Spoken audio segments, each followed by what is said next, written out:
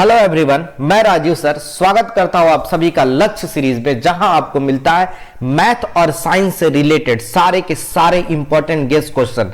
अगर इन क्वेश्चन को आप अपने बोर्ड से पहले लगा करके जाते हो तो आपके बोर्ड में आपका स्कोर बहुत ही अच्छा आने का 100% गारंटी है, क्योंकि यहां पे जिन भी क्वेश्चन को कराया जाएगा वो सारे इंपॉर्टेंट टॉपिक से होंगे। यानी जिस टॉपिक से क्वेश्चन हर बार पूछा जाता है या वैसे क्वेश्चन होंगे जो बार बार रिपीटेड होते हैं, जिन क्वेश्चन को बार बार रिपीट किया जाता है, वही सारे क्वेश्चन या वही सारे टॉपिक को हम लोग कवर कराते हैं। तो आज के लेक्चर में हम लेकर आए हैं बायो के चैप्टर नंबर 2 को, जो कि हमारा होने वाला है एक बहुत ही प्यारा सा चैप्टर जिसका नाम है कंट्रोल एंड कोऑर्डिनेशन। और ये एक चैप्टर बहुत ही इंपॉर्टेंट चैप्टर है। और अगर इस चैप्टर की वेटेज की हम बात करें तो ये हमारे बोर्ड एग्जामिनेशन में अगर हम एवरेज बात करें इस चैप्टर की तो 4 से 5 नंबर का क्वेश्चन इस चैप्टर से पूछा जाता है। हो सकता है कभी 7 नंबर का पूछ दे, कभी 3 नंबर का पूछ दे, लेकिन अगर एवरेज लेके चले तो 4 से 5 नंबर का क्वेश्चन यहां से पूछा ही जाता है। और यहाँ पे टॉपिक भी बहुत आसान होता है। तो चलिए एक बार देखते हैं कि क्या क्या क्वेश्चन है जो हमारे बोर्ड से यहाँ पे पूछा जाएगा। तो अगर हम अपने पहले टॉपिक को देखें कि क्या टॉपिक हमारा होने वाला है, तो हमारा जो फर्स्ट टॉपिक है वो रिफ्लेक्स एक्शन और रिफ्लेक्स आर्क पे है। यहां से क्वेश्चन पूछता ही पूछता है, या तो रिफ्लेक्स एक्शन पे पूछ ले या रिफ्लेक्स आर्क पे पूछ ले। तो चलिए क्वेश्चन देखते हैं इस टॉपिक से कि क्या क्वेश्चन हो सकता है। तो अगर हम फर्स्ट क्वेश्चन की बात करें, जो हमारा फर्स्ट क्वेश्चन है यहाँ पे, अगर इसकी हम बात करें तो यहाँ पे कह रहा है How is the mode of action in breathing of the heart different from reflex action? Give for example।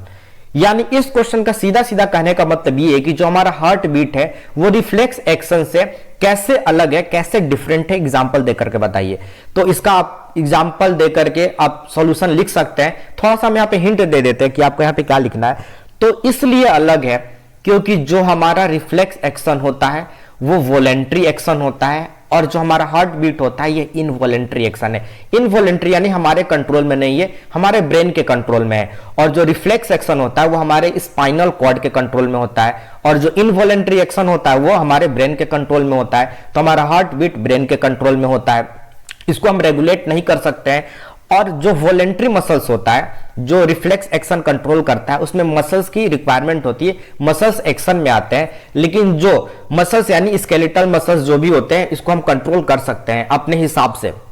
लेकिन जो इनवॉलेंट्री एक्शन होता है उसमें स्केलेटल मसल्स को हम रेगुलेट नहीं कर सकते हैं, क्योंकि ये इनवॉलेंट्री होता है।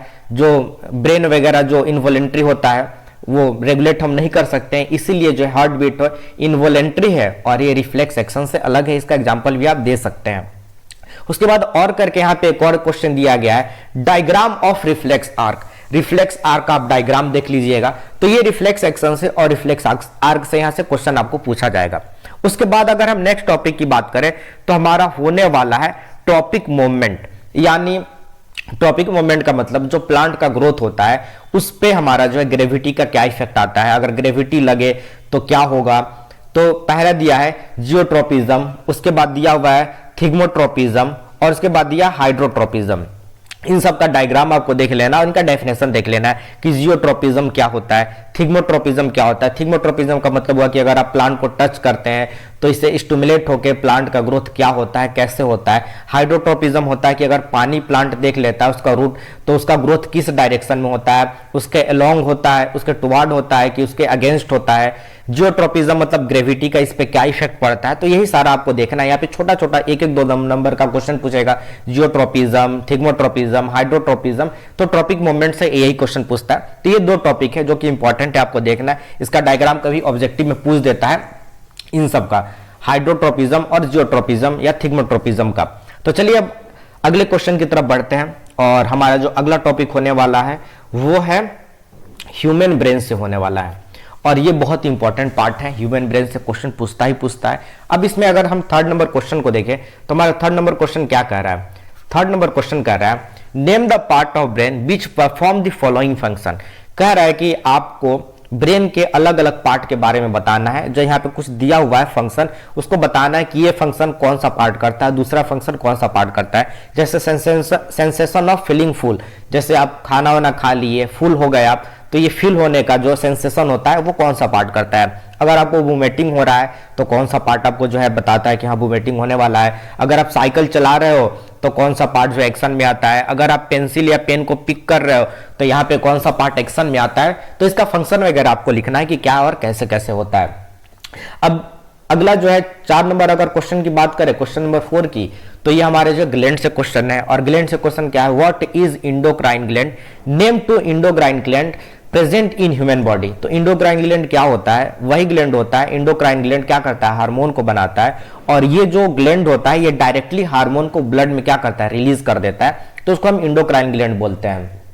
और अगर 2 इंडोक्राइन ग्लैंड का नाम लिखना हो तो आप लिख सकते हैं, पिट्यूटरी ग्लैंड लिख सकते हो, एड्रिनल ग्लैंड लिख सकते हो। तो यहाँ पे आप लोग पढ़े होंगे, इस क्वेश्चन को आप लोग लगा करके ही जाएंगे अपने जो है एग्जामिनेशन से पहले, तो काफी अच्छा होगा, पूछता है इंडोक्राइन ग्लैंड के बारे में।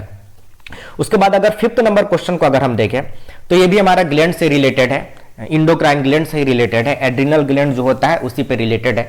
कह रहा है A squirrel in a scary situation, its body has to prepare for either fighting or run away. Fighting or run away. State the immediate change that take place in its body so that the squirrel is able to either fight or run. कह रहे कि अगर एक squirrel है जो डरे हुए situation में है तो उसका बॉडी जो है क्या ऐसा जो है इमीडिएट चेंज या एक्शन लेता है जिससे वो प्रिपेयर कर पाए कि उसको लड़ाई करना है कि भागना है, और इसके पीछे किस हार्मोन का रोल प्ले होता है। तो आप लोग पढ़े होंगे एक एड्रिनलिन करके हमारे पास ग्लैंड होता है जो एड्रिनल हार्मोन को जो है सीक्रेट करता है। और एड्रिनल हार्मोन क्या करता है, ये हार्मोन इसको बोलते हैं फाइट और फ्लाइट हार्मोन, या ऐसे इमरजेंसी हार्मोन के नाम से भी जाना जाता है। कि जब इंसान बहुत ज्यादा खुश होता है या बहुत ज्यादा डर जाता है तो ये हमारे बॉडी में निकलता है और ये इमीडिएट एक्शन लेता है और हमारे बॉडी को प्रिपेयर कराता है कि हमको उस सिचुएशन में क्या करना है, उस सिचुएशन को फेस करना है, फाइट करना है या वहां से भाग जाना है। तो वही ये सारा इसमें आप लोग क्या कर सकते हैं, अच्छे से जो है सजा के लिख सकते हैं और इसको प्रिपेयर करके जा सकते हैं। तो यहाँ पे तो 5 नंबर का 5 नंबर क्वेश्चन था। अब बढ़ते हैं अपने अगले नंबर क्वेश्चन को, जो कि हमारा क्वेश्चन नंबर जो है क्वेश्चन नंबर 6 है। क्वेश्चन नंबर 6 क्या कर रहा है, how does nerve impulse travel in the body explain. और नर्व इंपल्स तो बहुत ही इंपॉर्टेंट है, यहां से इसका डायग्राम भी पूछ सकता है नर्व का, न्यूरॉन का।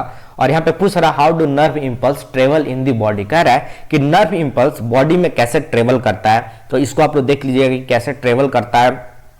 और उसके बाद इसका स्ट्रक्चर भी जो है क्वेश्चन नंबर 7 में न्यूरॉन का आप लोग स्ट्रक्चर भी देख लीजिएगा, बना लीजिएगा, सभी पार्ट को एक बार अच्छे से घर पे बना के प्रैक्टिस कर लीजिएगा, नाम वगैरह लिख लीजिएगा कि क्या क्या होता है।